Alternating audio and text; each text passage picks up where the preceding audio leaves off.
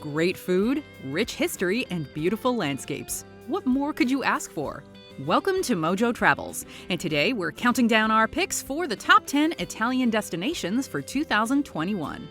Are you a fan of our videos? Be sure to subscribe to MojoTravels and ring the bell to be notified about our latest videos.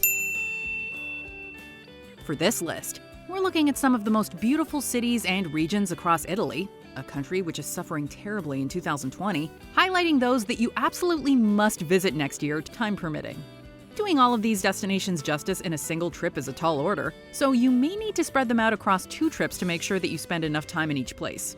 Of course, if you've got a month to spare in 2021, why not just go for it and embark upon the ultimate Italian holiday? Number 10. Siena. For a quiet, more slowed-paced introduction to life in an Italian city, Siena is the perfect place to start. As long as you're staying within the city itself, the entire place is easily navigated on foot and can be appreciated in just 2 or 3 days. Though home to only about 53,000 people and being relatively modest in size, Siena is a highly concentrated dose of everything one hopes to find in Italy, including great art, cuisine, architecture, and unique regional history. The city is divided into wards or neighborhoods known as contrada, each with their own symbol, and they're known to be fiercely proud and competitive. A historic horse race is held twice annually in the Piazza del Campo and is one of Siena's most thrilling events. The piazza is an attraction in its own right, and alongside the Siena Cathedral, is among the city's most popular sites. Number 9. Verona. We don't know how to break this to you, so we're just gonna come out and say it. You probably should not go to Venice. It is without a doubt one of the most beautiful and unique cities in the world, but its popularity, paired with increased global mobility, has made it one of the most painful examples of over-tourism anywhere on Earth. So skip Venice this trip, give it a bit more time to heal, and check out Verona instead. Located in the same region as Venice, Veneto, the city of Verona actually served as the setting of Shakespeare's Romeo and Juliet. Often overshadowed by its more popular neighbor, the city feels wonderfully uncompromised by tourism and maintains a sense of old-world romance. Here, you can immerse yourself in city life by participating in the Italian custom of passeggiata, the evening stroll. As you navigate its narrow, winding streets, bridges over the Adige River, inviting piazzas, and underrated historic sites, you're sure to fall in love. Number 8. Milan. This northwestern Italian city is a bit of an anomaly and one that travelers tend to be divided on. The second largest city in the country by population, Milan feels notably modern and is very much Italy's modern business hub. It has a hustle and bustle to it reminiscent of other such global cities like New York, London, or Tokyo, just with an Italian twist. Its modernity is further intensified by the architecture. Since the city was heavily damaged during World War II, the buildings themselves are much newer. As such, those looking for an old-school Italian experience may be disappointed. But for travelers who love shopping, cutting-edge fashion, and contemporary luxuries, it may very well be the highlight of your trip. For fear of being overly reductive about what Milan has to offer, it is worth noting that the city does have historic sites worth visiting, including the Duomo, aka the Milan Cathedral, and that it's home to Leonardo da Vinci's The Last Supper. Number 7. The Dolomites.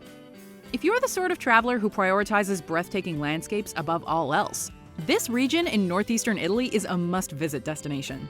Because this region is in such stark contrast to what people imagine when they think of Italy, it often goes overlooked. But when exploring a country, it pays to seek out the biggest and most complete picture possible. This mountain range spans the provinces of Trentino, South Tyrol, and Belluno, and is actually a part of the Alps. A UNESCO World Heritage Site, the Dolomites offer breathtaking vistas and world-class hiking. Because of the area's Austro-Bavarian history, the local culture also feels utterly distinct, as perhaps most evident in the architecture and cuisine you'll encounter. The region is also known for its spa culture, so after a long day of hiking, be sure to take advantage of the thermal baths. Number 6. Cinque Terre. Though sandy beaches may be few and far between in Italy, its coastline remains one of its biggest draws. You can enjoy soft sand between your toes, palm trees, and tropical drinks around the globe. But Italy's western coast is truly one of a kind. Towering cliffs and rolling green mountains meet the ocean in spectacular fashion. Once secluded towns spread out across the steep landscape, their very existence seeming to defy gravity. The end result is breathtaking and somewhat hard to comprehend. To the south, along the Salerno Gulf, is the world-renowned Amalfi Coast. It's unparalleled in terms of its beauty, but its popularity is such that the area is quite developed and high-priced. Though Cinque Terre does get crowded in the high season, this collection of 5 towns along the northern coast has a more authentic feel to it. The way the colorful homes contrast with the rugged green terrain is absolutely stunning. A hiking trail connects the villages, as does a train, and the seafood is to die for. Number 5. The Italian Lake District. Like the Dolomites, the Italian Lake District almost feels like its own distinct country. Located in northern Italy, it encompasses 5 major lakes: Maggiore, Lugano, Iseo, Garda, and Como, the latter being arguably the most famous of the bunch. Boasting great weather and even better scenery, the Lake District has long been a popular escape, both domestically and internationally, for those in need of a quiet getaway.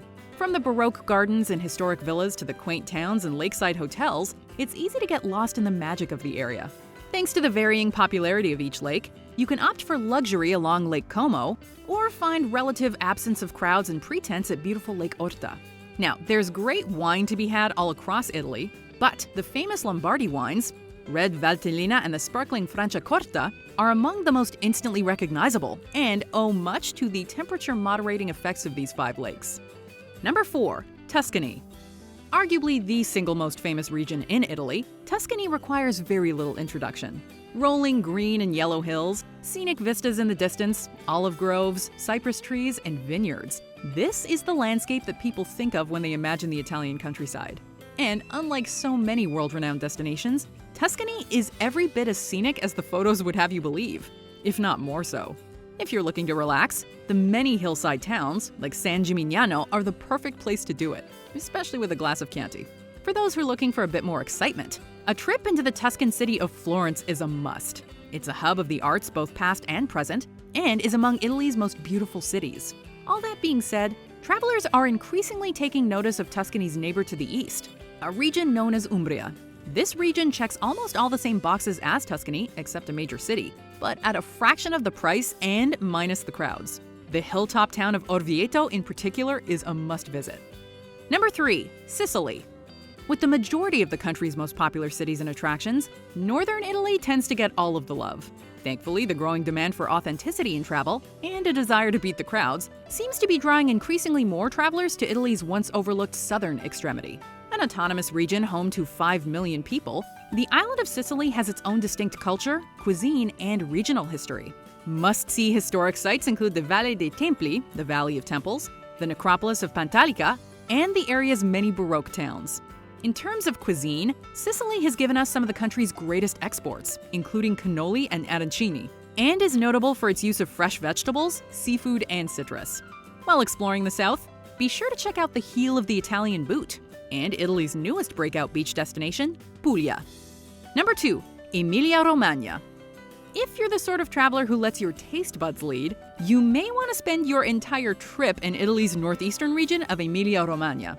Home to over 4 million people and covering almost 9,000 square miles of land, the region encompasses a number of cities and towns, each boasting their own culinary specialties.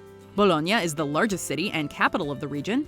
Its claims to fame include its beautiful porticos and the fact that it's home to the oldest university in the world. Here, you can also sample from the region's varied culinary offerings in a single place. But really, traveling from town to town is half the fun of exploring Emilia Romagna. Parma is famous for its namesake prosciutto, the beautiful architecture, and of course, Parmigiano Reggiano cheese. In Modena, you'll taste what many claim is the only true balsamic vinegar, and sip from the utterly delicious regional wine, a fizzy red called Lambrusco. Last but not least, Ferrara, which is delightfully off the radar, is known for its local specialty, Salama di Sugo, natural wines, and Castello Estense. Number 1. Rome. Is it an obvious choice for our number 1 spot? Yes, but that doesn't make it any less deserving. Rome, like Venice, definitely suffers as a result of the number of tourists that descend upon it during the high season, but it's far better equipped to deal with the crowds in terms of space and infrastructure. Rome is home to countless world-renowned attractions, including the Forum, the Colosseum, the Pantheon, Vatican City, Trevi Fountain, the Spanish Steps, the Villa Borghese Gardens, and many, many more. But if crowds bother you, a traveler can have an equally enriching experience by simply wandering the city. Seriously, Rome's rich culture and history can be seen and felt in every narrow laneway, piazza, and structure. Avoid the restaurants with English menus and instead step into a small, unassuming trattoria or osteria. You'll likely have one of the best meals of your life. Rome, and Italy as a whole, will change you as a person, if you let it. Do you agree with our picks? Check out this other recent clip from MojoTravels. And be sure to subscribe and ring the bell to be notified about our latest videos.